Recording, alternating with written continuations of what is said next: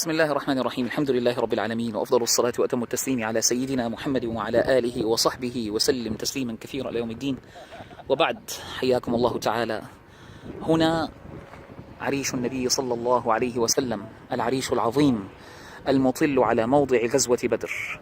هذا هو موضع الغزوة الكبير. ونبتدئ بتعريف بعض الجبال. هذا جبل بدر الأصفر، وهذا جبل الملائكة، ومن طرفه شعب الملائكة الذي نزلت منه الملائكة. ويأتي بعد ذلك كثيب الحنان. نأتي إلى كثيب الحنان، يظهر من خلف العريش هنا. بسم الله.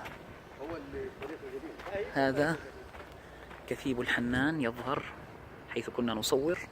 وقد أفادنا أستاذنا أبو بشرى بتعديل بعض المعلومات بأن اسمه أيضا دف علي أو الجوز، والجوز هو اسم الكثيب عند العرب.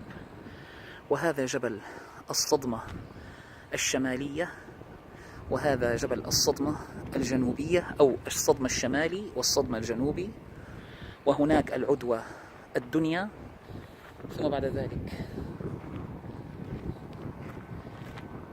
هذا الجبل دقيقة، الدقيقة هناك. بسم الله. وهذا وادي إدمان عند المسجد، عند جهة المسجد. وأما وادي يليل وهو قطعة من وادي الصفراء، جزء منه. ومن ثم انظروا معي إلى الكثيب ذلك الذي يسمى بالعدوة القصوى أو العقنقل.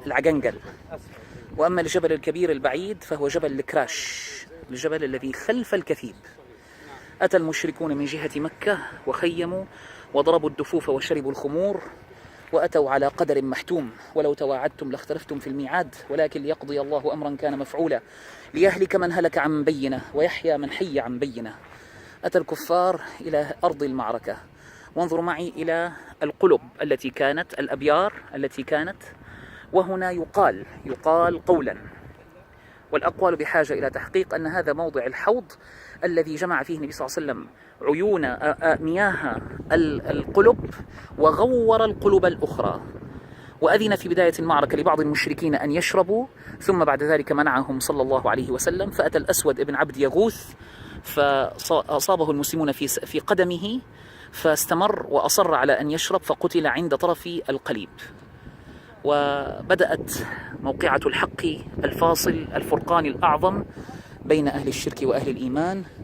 وهنا كان النبي صلى الله عليه وسلم يدعو ربه ويناجيه لأجل أن ينصر هذه الطائفة المؤمنة التي خرجت في سبيل الله وتركت عنها كل عبية من أعباء الجاهلية لتقاتل قومها في سبيل الله تعالى، ورغبة في رفعة دينه وأمره. وجاء المشركون من جهة العدوة القصوى، وجاء المسلمون من جهة العدوة الدنيا، وكانوا في غم وكرب، وأجنب بعضهم وتعبوا.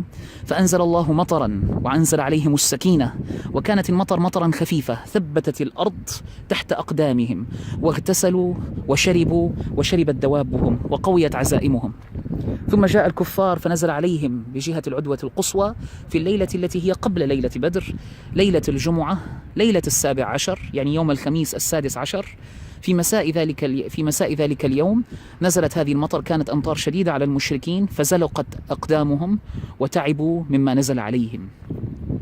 ثم قلل الله عيون أعداد المسلمين في أعين المشركين ليستخفوا بهم ويقدموا عليهم. وقلل الله أعين المشركين في عيون المسلمين، وقلل الله أعداد المشركين في عيون المسلمين ليثبتوا لقتالهم ويكونوا على قوة عليه. فاجتمع